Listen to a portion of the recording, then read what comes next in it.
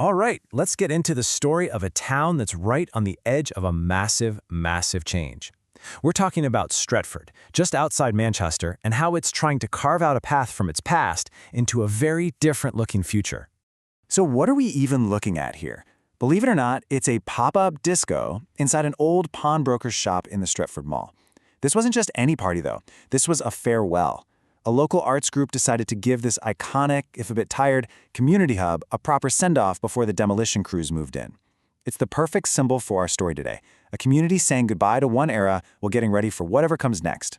Now, to really get why a town would decide to tear down its own center, you first have to understand the two huge crises it was facing. One was made of old concrete, and the other, well, that one was made of spreadsheets. This really lays out the perfect storm that Stretford was up against. On one hand, you've got the physical crisis, the mall. I mean, this thing was a giant when it opened back in 1969, but now it's a relic. And on the other hand, a full-blown financial crisis. Trafford Council was staring down a nearly £29 million budget gap, and that's on top of a decade of just plugging holes in their finances. Something had to give. You know, a crisis on this scale, it needs a really bold solution. And that solution came from a new and, frankly, pretty ambitious partnership.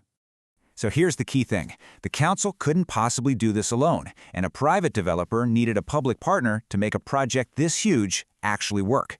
So Trafford Council and the developer Bruntwood formed a joint venture. Essentially, they teamed up to take control and map out a completely new future for the entire town center. But you might be wondering, why Bruntwood and why now? Well, this slide really explains it. The company itself went through a massive transformation. They got their hands on £500 million into investment, which let them totally restructure their business. That freed up a huge amount of cash specifically for projects like Stretford. Their big idea was to create a network of thriving towns that could support and be supported by the big city centers nearby.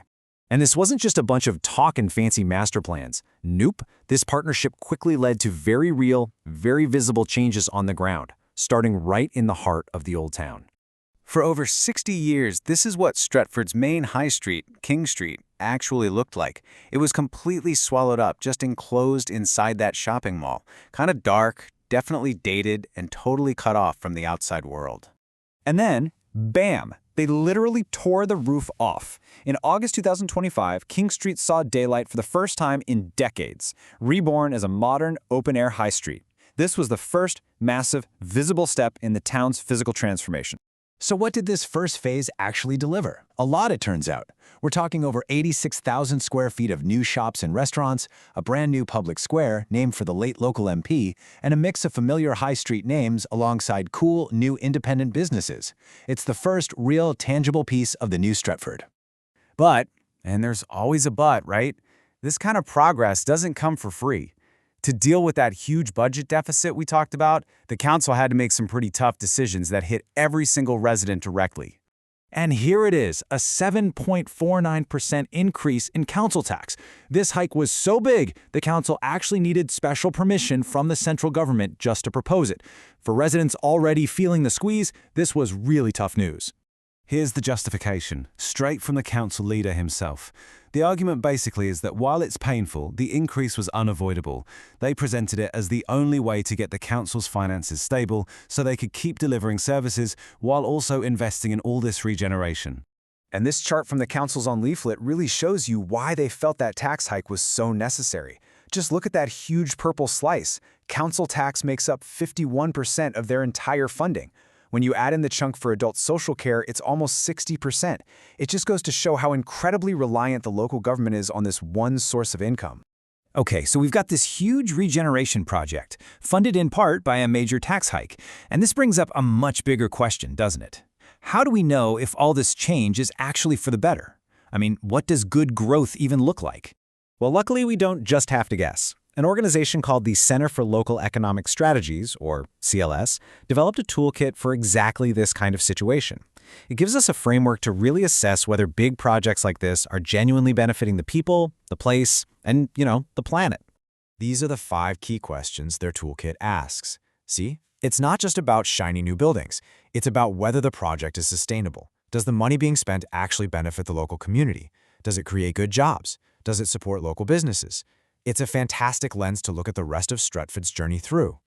And it really is just the beginning. Reopening King Street was a huge milestone, for sure, but it's just the first step in a much, much larger plan.